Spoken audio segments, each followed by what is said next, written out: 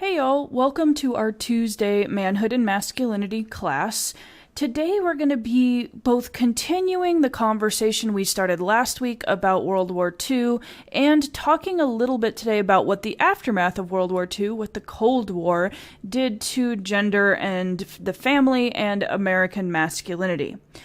Before we get into that, though, I want to briefly revisit a topic that we talked about last time, which was the opportunities that World War II presented for a kind of reinvention of American masculinity.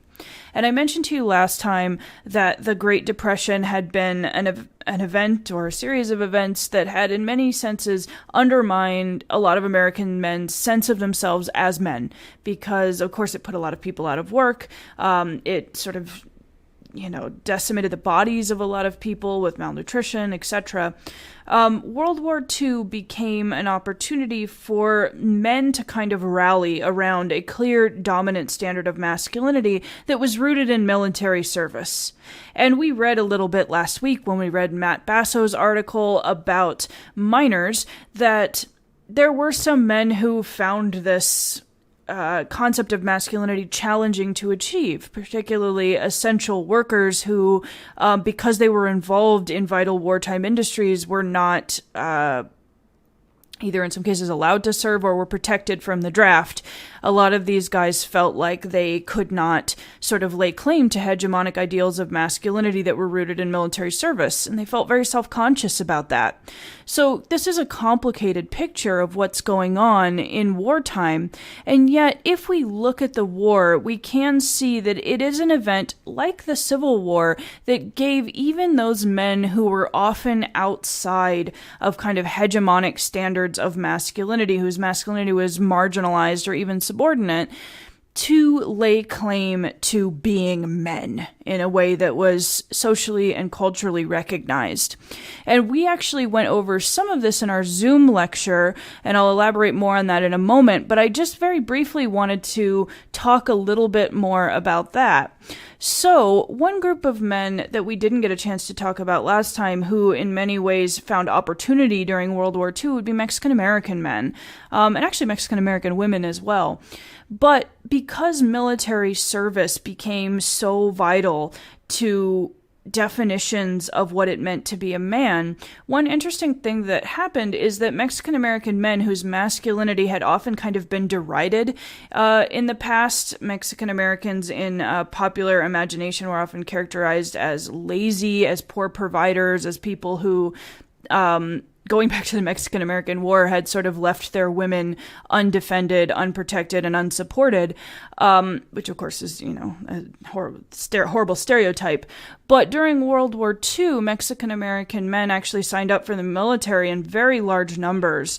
And you can see the kind of propaganda that circulated at this time, right? Americans all, let's fight for victory, with the sort of sombrero right next to Uncle Sam's hat. And so World War II provided a lot of opportunities for Mexican Americans to really tap into the good neighbor policy, to say, look, Mexico and the United States are on the same side here. We're all Americans. We're all fighting this battle together. Mexican American men, because they were legally white, were not segregated within the military, but they nevertheless found their wartime experience illuminating. And as one of our grad students, who some of you may have had in a class before, Laura Key, have written about, Mexican American men sort of use their military service as a bit of a launch pad for the Chicano movement, for the Mexican American civil rights movement. Additionally, another sort of wartime service that Mexican men performed is service through what was called the Bracero program. And so the United States during the 1930s had actually forcibly repatriated a lot of Mexican, immigrants in some cases, not so much in others, had actually sent people back to Mexico because of the Great Depression, because there was a sense that American jobs needed to be protected. However, during World War II, there were obviously labor shortages in the United States as people mobilized and went off to fight. And so the United States government, in sort of concert with employers, actually sponsored essentially a work visa program for Mexican American men to come up and work as mainly farm laborers. There were a variety of jobs, but work on planting and harvesting during the war, keeping the food supply up. And this was a very interesting labor program. It ran for quite some time, but in many cases, Mexican-American men who came up and did this wartime labor were not treated particularly well, particularly in places like Texas, where labor abuses were pretty rampant. They were subject to a lot of stereotyping, and they just had horrible labor conditions in a lot of cases. And I'm talking about being, sprayed with pesticides, etc. But it is really interesting to think about the kind of official narrative of the Bracero program that was sort of put forth by both Mexico and by the United States government, which is that braceros were these family men who were coming up because they wanted to help their northern neighbor, the United States, and because they wanted to support their families back in Mexico. And this was a big part of the kind of official propaganda for this program, is that these are good husbands and fathers who want to have a better life for their family, and so they are willing to immigrate to the U.S. temporarily to do this hard work so that they can send money back home and so that they can get a leg up for their families. Now, this is a kind of propaganda that's doing a couple of things. One thing it's doing is it's assuring white Americans that Mexicans are not going to be sort of a permanent part of the labor force. These braceros are not people who want to live in the United States, according to the official narrative. They are people who have ties to their families back in Mexico, and their ultimate goal is to go back to Mexico and back to their families. So in a sense, we can see this as kind of reassuring people that braceros are temporary laborers, that these Mexican men are not going to be in the United States forever. And yet, in a strange way, the narrative also recognizes sort of Mexican men as patriarchs, as providers, as self-makers in a way that really had not been the case before the war. And so you can see kind of two things working here. There is a kind of, insistence that Mexican men can't be a permanent part of the United States, or these braceros can't be a permanent part of the United States. But there is also a recognition of their sort of status as patriarchs and of their status as hardworking, good fathers and husbands, which, as we've learned in this class, is a really important part of constructions of masculinity in the 19th and early 20th centuries. Now, I want to briefly go over some stuff that we actually went over in the Zoom lecture last time, okay? So if you joined us during the synchronous class meeting, you can actually skip this stuff. I'm going to go ahead and put a timestamp in the content section that will mark where our new material for today begins. So again, if you were in the Zoom lecture last week, you can go down to that timestamp and skip to the new material. I just want to make sure that those of you who are not able to join us still get some exposure to the material that we discussed in Zoom, okay? So we can also see that in addition to kind of bolstering certain narratives about Mexican-American manhood, World War II also leads to some recognition of the manliness of Black men. And this should be a familiar concept to us if we think back to our Civil War reading, about sort of Eyes of Man now, the Cullen reading, about masculinity during the Civil War and black military service during the Civil War as something that a lot of Black men found very empowering and found, quote unquote, made them men, right? World War II is going to lead to something similar. If you look at a lot of recruiting posters for World War II or posters about bond drives, etc., they tend to depict the national subject as white, right? Most of the posters depict white people. And yet the military did make some efforts to appeal to Black Americans, right? For instance, this poster urging people to buy war bonds by showing an airman, right? The military was segregated in World War II, as it was during the Civil War. And as in the Civil War, a lot of Black men who served in the military were not in this aviator role, right? They were relegated to non-combat roles like cooking and cleaning work, which was obviously, those roles are less prestigious within the military, right? There's a reason this Bond poster depicts a pilot. Pilots are, usually very well respected. It's a high skill position, but a lot of black men who are in the military did not find themselves in that position. They found themselves doing a lot of the same labor that they had done in the Civil War period, actually, which is support labor, right? And yet, World War II does create some kind of opportunities, or at least recognition of the need for everyone to kick into the war effort, and of the need for some degree of a racially unified effort to defend the nation, right? And you can see that in these posters here. United, we win. Now, notably, if you look at the composition of this poster, the white guy is still kind of over the black guy, which I think is probably not coincidental, but there's still this sense of we have to work together, right, if we are going to defeat our common enemy. And this poster as well, right, you have Paul Bunyan, who kind of represents the rural, tree-cutting hero. I think he does farm stuff, right? He has Babe the Blue Ox and plows. And then you have John Henry, who's the steel-driving man, who kind of represents in many senses, urban America or industrialization, and these two are teaming up to kind of fight fascism and fight the common enemy. And so you do have this kind of propaganda that's going to undermine segregation, which has been established in many parts of the United States at this point. And you also have African-American activists and soldiers who are going to use their wartime experience to politicize the Black civil rights struggle and to really argue for the necessity of recognizing Black civil rights and recognizing Black contributions to the nation. And so one thing that happened during World War II was the emergence of what was called the Double Victory Movement, or Double V Movement. And what the double V's were victory at home and abroad, right? So victory against fascism abroad and victory against fascism at home. And the fascism at home would be segregation, right?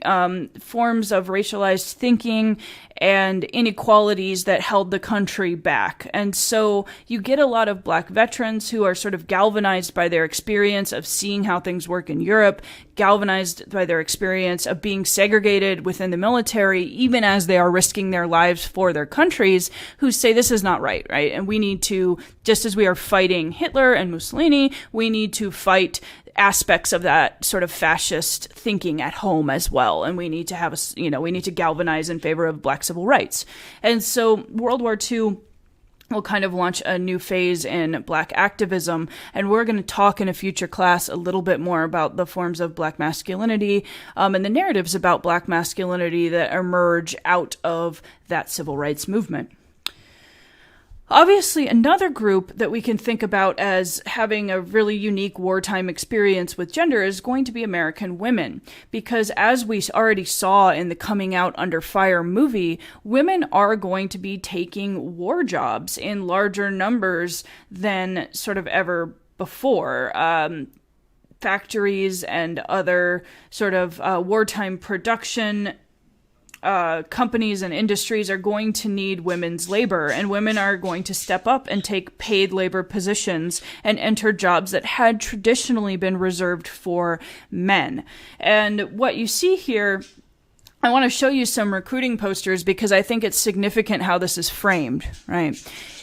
Typically, if we think about women entering men's jobs and taking jobs formerly reserved for men for good wages that in some cases allow them to support themselves, we can see this as a moment that's going to kind of undermine the existing gendered order, right? This is going to be a time of great opportunity for women who have previously, at least in cultural imaginings, been relegated to low-paid work or to staying in the home to claim some authority for themselves. And yet the military at this point is very careful about how it portrays women's service, right?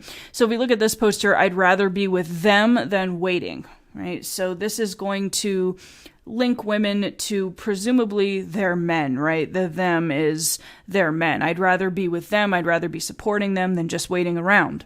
Similarly, these posters, right? Longing won't bring him back sooner. Get a war job. that she's depicted with this sort of banner behind her that indicates she has somebody in her household, presumably, if we look at her finger here, a husband in military service. And she is longing for him. Getting a war job can be a way to bring him back faster, to support him, right? Do the job he left behind, he being presumably a special man in your life.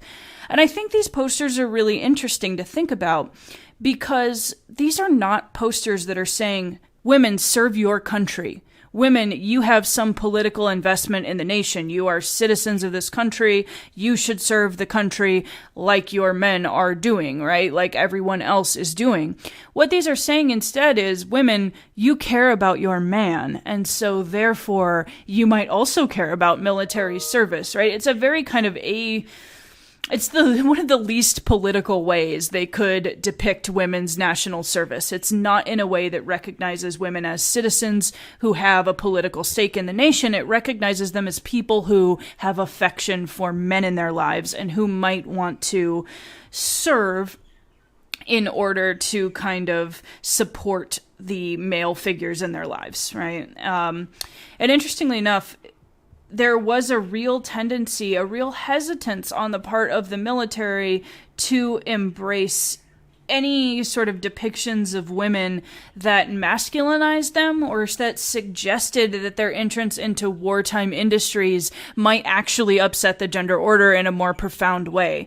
And you can see this if you think about how Rosie the Riveter, right, this character emerged. Most of us are probably familiar with this image of Rosie on the left here, the "we can do it." This gets still used in a lot of sort of feminist circles as an icon of women's sort of empowerment, right? But this Rosie took a little bit to emerge, and there were other versions of her that existed during the war period, and this is one of them. This one is probably not a familiar image to you because it didn't go over well, right? But it was drawn by Norman Rockwell, and I think if you look at this picture, you can kind of contrast the official narrative of women's war labor with the alternative possibilities for depicting that. In this picture, and we talked about this in our Zoom lecture, Rosie is depicted with a really masculine physique, right? She is pretty stacked in this picture. She's built. She has big muscles. If you put a man's head on this particular drawing, I think you might buy that this was a male figure. Her arm is over her chest, meaning that you can't really discern her secondary sex characteristics or breasts very well in this image. It's very masculine looking. She has this piece of machinery very suggestively placed in her lap. She is wearing what look to be sort of men's shoes. She's depicted as dirty, right? She does have some makeup on, but her face is smudged. She looks kind of haughty. Her chin is tipped up, right? She has a pose that we would associate with sort of self-confidence, independence. And she looks, as one of you pointed out in lecture, pretty badass here, right?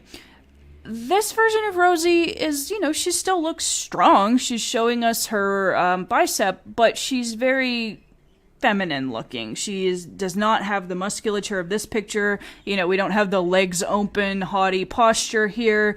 She's got her makeup on. Her hair is done. She's got the more feminine kerchief on. This is kind of a effort to balance the need to convince women, yes, you can do these war jobs, be strong, with the need to say we're also not trying to make women into men. We're not trying to masculinize women. We're not trying to shake up the gender order. This is just purely a matter of necessity. And it won't always be a matter of necessity, right? This is something that is special for wartime. And this is where we get into what's going to take place after the war, which is a kind of retreat in many ways from the gendered shakeups or the new gendered possibilities that the World War II era had created.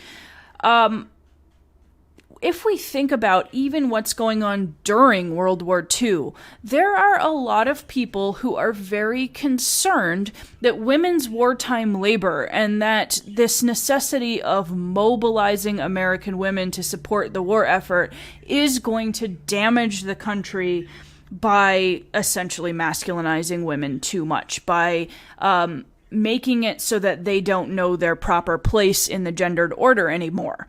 And one of the people who was very concerned about this was a guy that some of you might be familiar with, if not from my history of crime class, then just as a general figure, but J. Edgar Hoover, right? The nation's sort of FBI czar.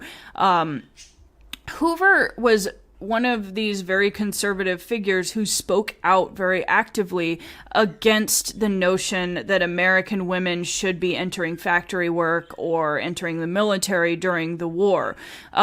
And Hoover actually wrote about this publicly. He said, "The American woman already has her war job. Her patriotism consists in not letting quite understandable desires to escape for a few months from a household routine or to get a little money of her own tempt her to quit it. There must be no absenteeism among mothers. Her patriotic duty is not on the factory front, it is on the home front." All right? And so what this is doing is expressing a kind of conservative objection to women's wartime labor, saying, yes, we know that you would like a break from home, and we know that you would like getting some of your own wages and independence, but you can't do that, right? If we have absenteeism among mothers, our children are going to become juvenile delinquents, the structure of our society will fall apart. Women's job is to support their menfolk by being good wives and mothers, and that's it, right? And so there's, even during the war, when there is a real labor shortage in a lot of industries, there are people who say, no, we cannot allow American women to become masculinized, right? We need those traditional gender roles. And even as women continued to take war jobs against the wishes of people like Hoover, there was also, during the war, a kind of movement on the part of women to say, okay, we're doing this now, but we have to realize we're going to have to shift gears when our husbands get home. And specifically, we're going to have to look towards the future in a particular way that involves looking towards motherhood and looking towards making our husbands feel comfortable when they get back. And I think you can really see this sentiment exemplified in this quote by an actress at the time named Anne Southern. Southern, like a lot of women, encouraged other women to think about how they were going to set about helping their husbands adjust when they get home. And she said, among other things, that women during the war needed to read up on, quote, what he is doing, what we're fighting for, what will come afterward. We began planning our house, our perfect house. Then we began to think about the nursery, and that became the most important room in the house to be, the most important thing in our plans for the future, and it made us feel our sense of responsibility to that future. I know that a lot of men are dreaming of coming back, not only to those girls who waved goodbye to them, they are dreaming of coming back to the mothers of their children. Now, if we're to think about this and why there's going to be such an emphasis on motherhood when women return home, I'm sure you can kind of anticipate why that would be. World War II is incredibly violent. It's devastating. I mean, the population of the earth is depleted somewhat by this war. The amount of death and destruction is terrible. And of course, not just from the war, but also from events like the Holocaust. And what this is going to do is it's going to create an impulse in a lot of people to reproduce, right? To have children as a kind of patriotic duty, a way of not just replenishing the workforce and the strength of the country, but also of sort of working towards a better future for the world, right? Giving life. And so, unsurprisingly, the baby boom that we, of course, are probably all familiar with actually starts during World War II. As people start to come home, the first thing they do in many cases is have children. And women are encouraged during the war to start considering this and to do things that are going to make it easier for their husbands to come back, which, by the way, Anne Southern said, is your responsibility to see to, women. Your husbands are going to have a hard time adjusting when they get home, but that's not on them. That's on you to help them figure out their place in the world. And so Southern told women that they needed to keep their figures up, that they needed to look pretty, that they needed to prepare to relinquish their wartime jobs and go and have babies, right? This is the message that women got at this point. And particularly during the Cold War period, female independence and any kind of unrestrained female sexuality really comes to be refigured as dangerous and unappealing, right? All sexuality needs to be contained within the family. Women's independence is a kind of threat to the stability of the republic, to the stability of the family order. And the reason that I bring this up is that I think a lot of times when people see sort of 1940s and 50s gender roles, they assume that these are quote-unquote traditional gender roles, but they are in fact not. Really what was going on during the Cold War period was a kind of gender conservatism that I don't think had been seen for about a generation. Okay, so I shouldn't say your grandparents, but my grandparents and my great-grandparents lived during a time when the new woman was just emerging as an image. Women were starting to enter factory work. There are flappers in the 1920s going out. During the Depression, women had entered the workforce, the wage labor force, in very large numbers.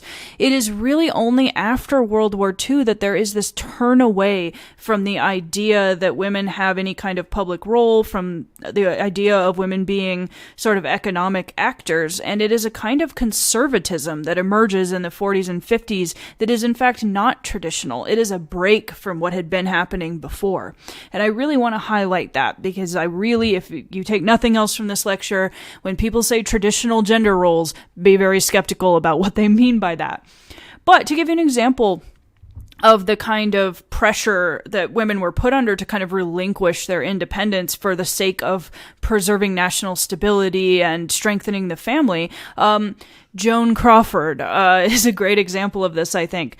I don't know how many of you like old films, but if you are at all familiar with Joan Crawford, you know that she tends to play in movies from the 40s, a very kind of seductive figure. She played like very sexualized kind of baddie characters a lot of the time, like people who were a little bit villainous and, dangerous in their sexuality. During the post-war period, Joan Crawford's publicists had to do like a little bit of a revamp. And in fact, I like that they captioned this the real Joan Crawford, right? The implication being, yes, she plays this femme fatale on screen, but in real life, she just wants to mop floors, right? As we all do. This is really who she is. This little woman in her house, in her apron. It looks like this is probably a kitchen. This is who she really is. And if you know anything about Joan Crawford, she was notoriously a terrible mother, but they had to kind of market her this way because the notion of this very independent, hard woman really went against the sort of cultural grain of the Cold War period.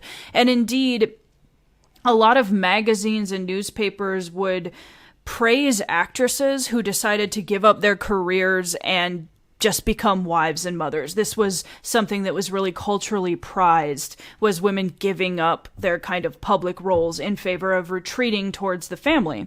Now, this did not mean, by the way, that women stopped doing paid work. A lot of women, particularly poor women and women of color, continued to have to work outside of the home in order to support their families, but their wages typically fell after the war, and a combination of federal union policies and employer policies made it very hard for women to become economically independent and to make the kind of living they had during the war period. And I think it's important to note, we think about this as something that's kind of, in obvious ways, oppressive to women.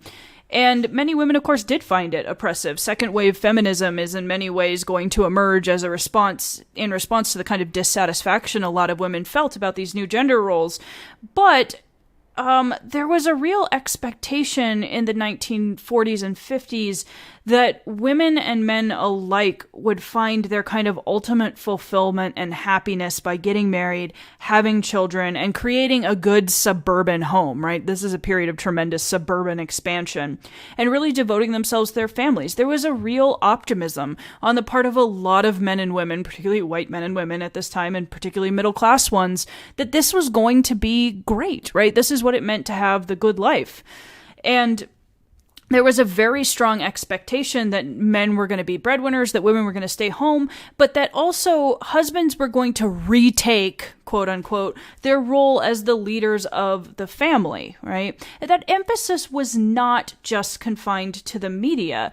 People really absorbed this message. And you can see this if you look at the KLS study that Elaine Tyler May told you about in the article that you read today. When KLS did their survey, the majority of both men and women in the United States agreed that men should quote-unquote wear the pants in the relationship, that they should be the heads of household in a very real way of directing household decisions, of essentially assuming a paternalistic role and a guiding role over not just their children, but their wives as well. And women were actually more likely than men to strongly agree with the statement that men should wear the pants in the relationship. So this isn't just something, a gender ideology that's sort of being foisted on women from the top down. This is something that women at the time really embraced. And fewer than 10% agreed with the statement that a woman, quote, should have money of her own or should earn her own living by paid employment and not be financially dependent on her husband. Fewer than 10% of people surveyed agreed with that statement. Almost 70% of women said that homemaking should be women's primary responsibility, and actually fewer men, only 54%, said this. So women are actually more likely than men to agree with the statement that they should be homemakers. And men and women alike were both very insistent on male authority. Men, close to half of men and over a third of women, so more men than women, said that they agreed with the idea that it was unnatural for a woman to be in a position of authority over a man. So you really see the resurgence of the ideal of the male patriarch, right? That what it meant to be a man was to be in charge of the family, that it meant guiding the wife and children, etc. And this is an older ideal, but one that I think carries with it a kind of unique optimism in the Cold War period and a kind of desperate desire for normalcy in the face of what has been about 20 years of disruption at this point. And I think you can really see this if you look at this quote by Joseph Adelson.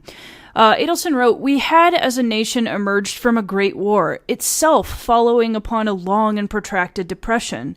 We thought all of us, men and women alike, to replenish ourselves in goods and spirit, to undo by exercise of the collective will the psychic disruptions of the immediate past. We would achieve the serenity that had eluded the lives of our parents. The men would be in secure and stable careers, the women in comfortable homes, and together they would raise perfect children." So on the heels of all these terrible things, the depression, the war, people suddenly had this optimism that there would be this period of prosperity, and indeed there was, right? The U.S. assumed an even greater role in the global economy during this period. There were all sorts of programs to assist veterans with getting housing and education, including things like the GI Bill and federal home loans. And so there is this tendency for people to really embrace the concept of the perfect suburban family. And undoubtedly, you are familiar with the sorts of images of family life that emerge in the 1940s and 50s. I don't know if that's, I guess, gosh, for you, that might be your grandparents' generation, but for me, it's my parents' generation, right? You have these types of images coming out, the family barbecue, everybody is doing, hanging out together. And this is notably a little bit different than what we've seen previously in our literature on the men as patriarchs, right? Where oftentimes they're quite distant, apparently, from their wives and children. I mean, I'm thinking here of the Bird Diary, where he seems to kind of barely care about what his wife is doing. This is not that, but it's this image of sort of perfect family togetherness. Now, we're familiar with the concept of the man as patriarch from previous readings in this class. This is a very old standard of masculinity, and yet I want to emphasize to you that there are certain changes going on in the 1940s and the 1950s and into the 60s that really do distinguish the kind of masculinity that emerges during that period from previous periods. There are some things about it that are really unique. And one of those that I want to highlight, and I'm going to be highlighting a few for the remainder of the lecture, is that I think men's relationship to work really shifts in this period in a profound way. if we think about the 19th century archetypes like the self-made man and the heroic artisan and the yeoman farmer, we remember that men were encouraged to conceive of themselves as men in large part based on their labor, right? What did you do for work? And they were supposed to, in the case of the self-made man especially, measure their manhood by their kind of entrepreneurship and ability to gain independence. In the 1950s, though, that wasn't so much the case. The breadwinning aspect of work was certainly emphasized in the 1950s. Men took a lot of pride in being able to provide for their families. But exactly how they provided for their families became less important, as did the standard that a man should use to establish himself as entrepreneurial and independent. And that last part is sort of interesting, because we've talked before in this class about the difficulties that men faced being independent in an increasingly industrialized economy.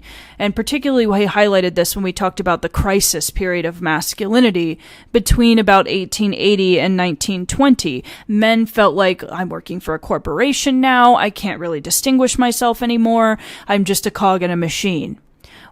But what's different between that kind of attitude and the attitudes that emerged in the 1950s is that in the 1880s, 1890s, 1900s, you have all these men who know that they can't be independent but are very frustrated by that fact, right? They want to be Tarzan and they want to have all this escapism that allows them to still kind of gain glory, even if that possibility seems to be disappearing for them at work. But what distinguishes the post-World War II years is that longing for and valorization of independence pretty much goes away in a lot of men. In other words, the risk-taking entrepreneur is no longer going to be the primary masculine heroic figure.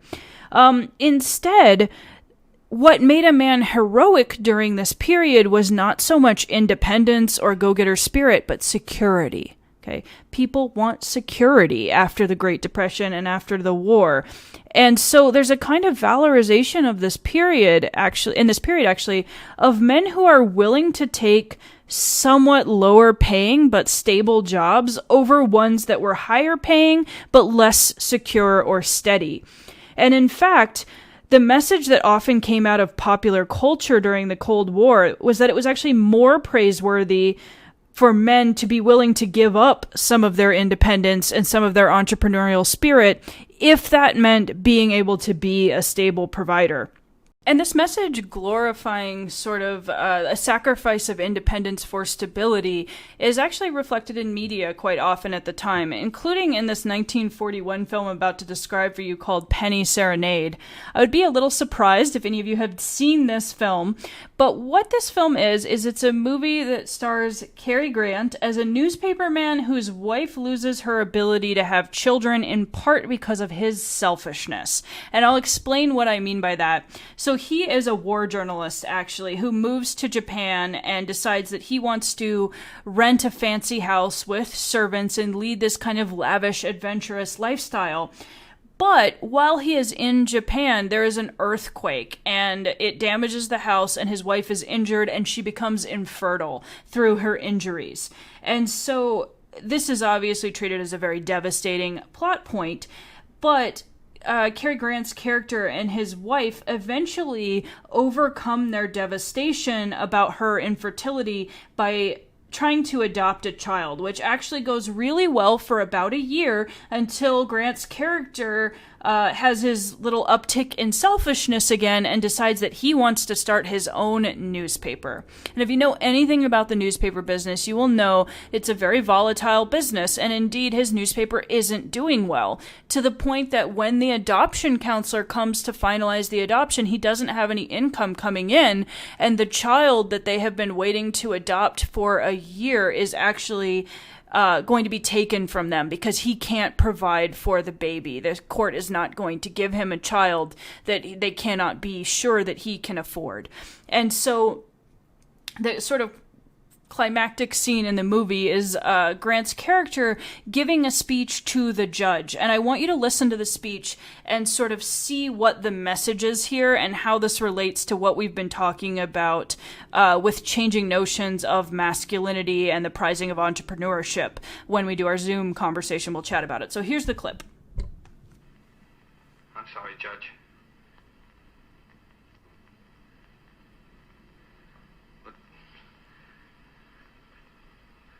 Well, you see, we weren't as fortunate as most people. We'd have had one of our own, only.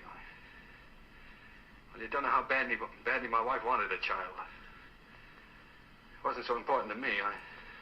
I don't know, I suppose most men are like this, but children never meant a great deal to me. Oh, I liked them all right, I suppose, but... Well, what I'm trying to say is, Your Honor, the first time I saw her, she looked so little and helpless. I didn't know babies were so little. And then when she took hold of my finger and held onto it, she just sort of walked into my heart, Judge, and she was there to stay. I didn't know I could feel like that. I'd always been, well, kind of careless and irresponsible. I wanted to be a big shot. I couldn't work for anybody. I had to be my own boss, that sort of thing.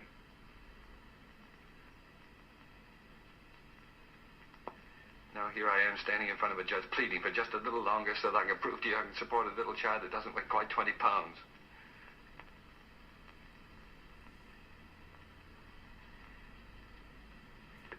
It's not only for my wife and me I'm asking you to let us keep her, Judge. It's for her sake, too.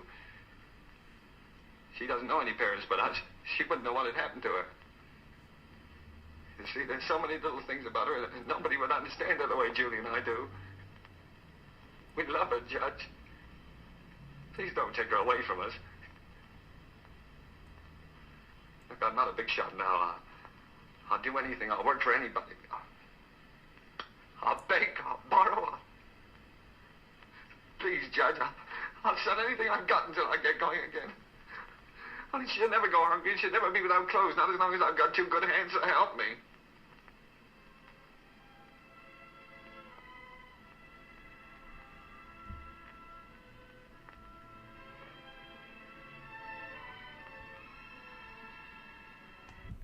So sweeping dramatic music there.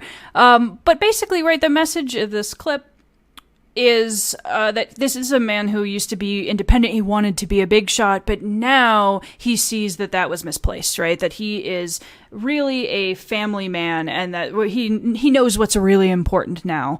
And you really have a number of men articulating somewhat similar sentiments about their relationship to work. If we think about the KLS survey that you read about today, a lot of men wrote that they agreed with the sentiment that their families made them work harder and that they were actually grateful for their families because their families provided them with motivation at work.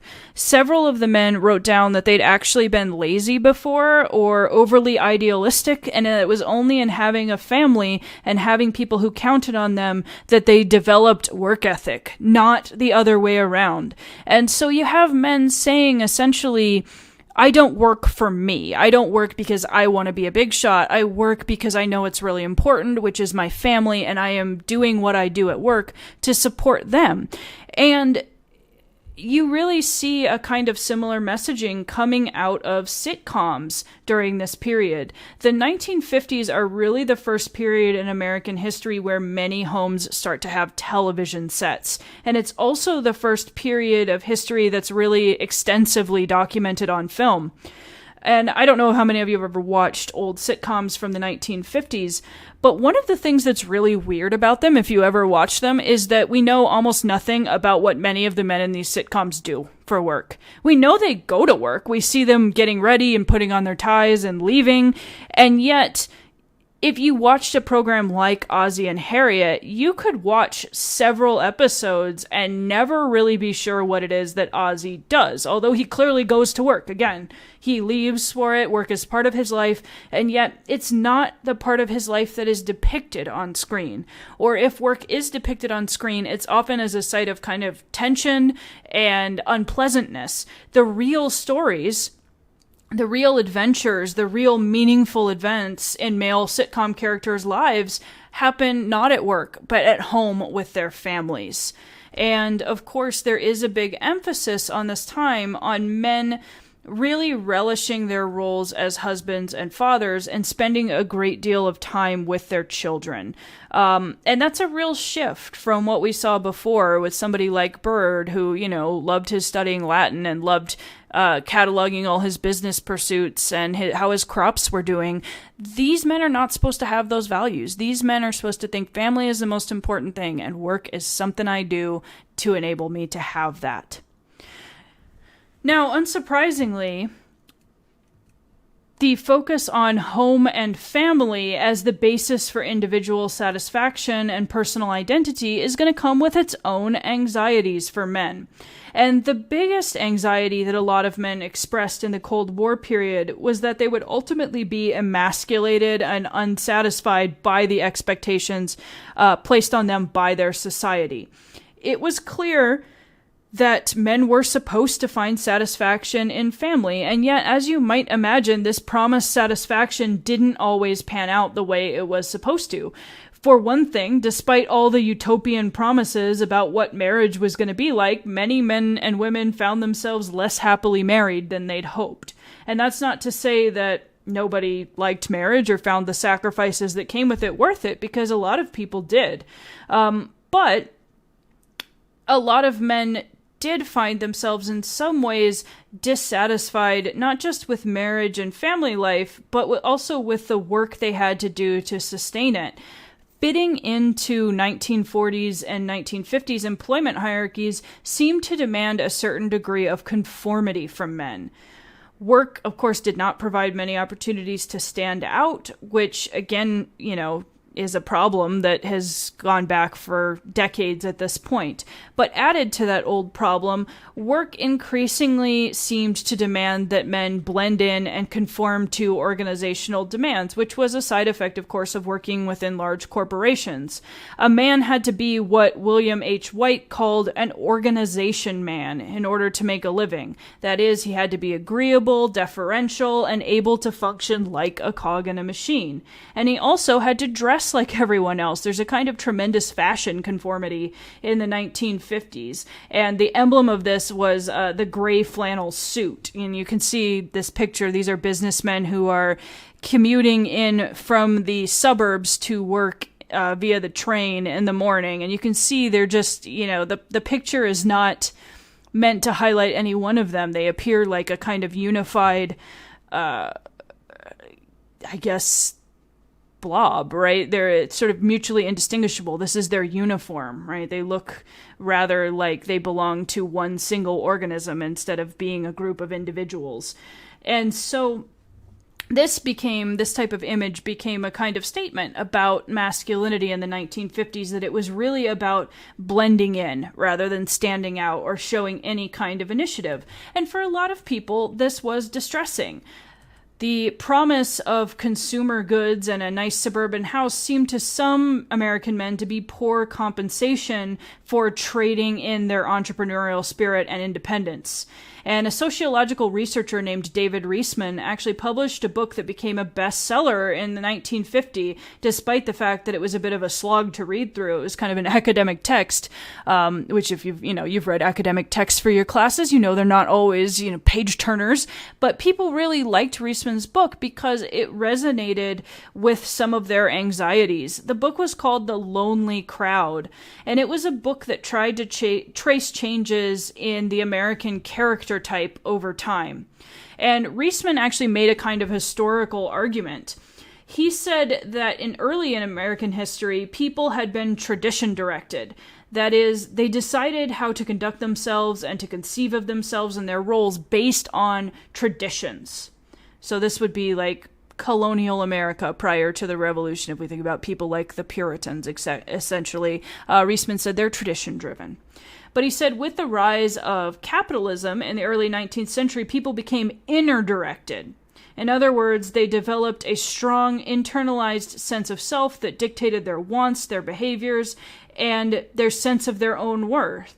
And he's really tapping into a kind of icon of the American character here that looks a lot like the self-made man, right? This inner-driven person who wants to be independent and wants to sort of follow the beat of his own drums so that he doesn't have to answer to anyone. But in the 20th century, Reisman said that people had shifted away from this, that they had started being outer-directed. That is, instead of having a strong sense of themselves, they measured their worth by other people's opinions of them and by their ability to fit in. They wanted to be loved rather than esteemed, to minimize things about themselves that were different for the sake of creating a cohesive unit and blending in. And their opinions on politics, on leisure, etc., were dictated primarily by the social forces around them rather than any strong internal sense. And so when you think about why this would have happened during this particular period, Reisman said essentially that this is a consequence of kind of corporatization and the tremendous pressure for conformity that comes out of the Cold War period in particular.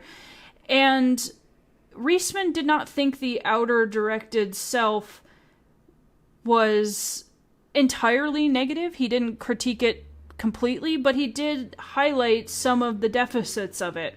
Among other things, the fact that there were certain things in common between outer-directed men and characteristics that we traditionally associate with femininity, like being nice, getting along with people, subverting your own wants for the sake of another.